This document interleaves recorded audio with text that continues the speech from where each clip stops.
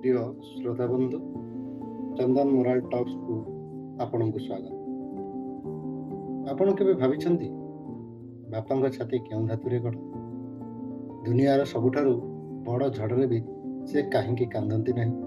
ଆଜି ଆସନ୍ତୁ ଜାଣିବା ସେହି ନୀରବ ସାଧକଙ୍କ କଥା, ଯାହାଙ୍କୁ ଭଗବାନ କାନ୍ଦିବା ମନା କରିଛନ୍ତି।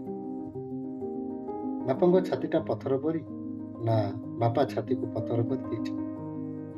ମୁଁ ବାପାଙ୍କ ଲୁହ ଦେଖିବାକୁ ଅସମର୍ଥ, ନା ବାପା କେବେ ଲୁହ ଦେଖାଇ ନାହାନ୍ତି? ବାପା କ'ଣ କେବେ କାନ୍ଦି ନଥିବେ? ଅର୍ଥର ଅଭାବପଣରେ, ପାରିବାରିକ ଝଡ଼ଝଞ୍ଜାରେ, ଯନ୍ତ୍ରଣାର କରୁଣ ରାଗିଣୀରେ? ବିନା ଶବ୍ଦରେ କାନ୍ଦୁଥିବା ମଣିଷ ଭିତରେ ଅନେକ ଗ୍ଲାନି, ବ୍ୟଥା ଓ ବେଦନା ଲୁଚି ରହିଥାଏ। ସେ କାନ୍ଦ କେବେ ବର୍ଷା ବିନ୍ଦୁ ସହ ଏକାକାର ହୋଇ ଝରିଯାଏ ତ କେବେ ସ୍ୱେଦ ବିନ୍ଦୁ ସହ ମିଶି ନିଗିଡ଼ିଯାଏ। କେବେ ଦୀର୍ଘଶ୍ୱାସ ହୋଇ ପବନ ଭିତରେ ମିଶିଯାଏ ତ କେବେ କୋହ ହୋଇ ହୃଦୟକୁ କୋରି କୋରି ଛାତି ତଳେ ଚାପି ହୋଇଥାଏ। ବୋଉ ଆବେଗ ଭରା ମନସ୍ତତ୍ଵ ହେଲେ ବାପା ତର୍କନିଷ୍ଠ ଦର୍ଶନ। ଏବେ ବି ମନରେ ଗୋଟିଏ ପ୍ରଶ୍ନ ଉଙ୍କି ମାରୁଛି, ବାପା ଈଶ୍ୱରଙ୍କ ପ୍ରତିନିଧି ନା ନିଜେ ଈଶ୍ୱର? ବାପାଙ୍କୁ ଜଣା କେମିତି ଲୁଚେଇବାକୁ ହୁଏ ଲୁହ ଓ କେମିତି ହଜେଇବାକୁ ହୁଏ କୋହ। ସମସ୍ୟାର ଭଉଁରୀରେ ଯେତେବେଳେ ପିଲାମାନଙ୍କର କାତ ପାଏନି, ସେଠି ବାପା ନାଉରୀ ଓ ନୌକା ପାଲଟି ଯାଆନ୍ତି। ମା ପରି ସ୍ନେହ ମମତା ପ୍ରଦର୍ଶନ କରିବାର କଳା ବାପାଙ୍କୁ ଜଣାନଥାଏ।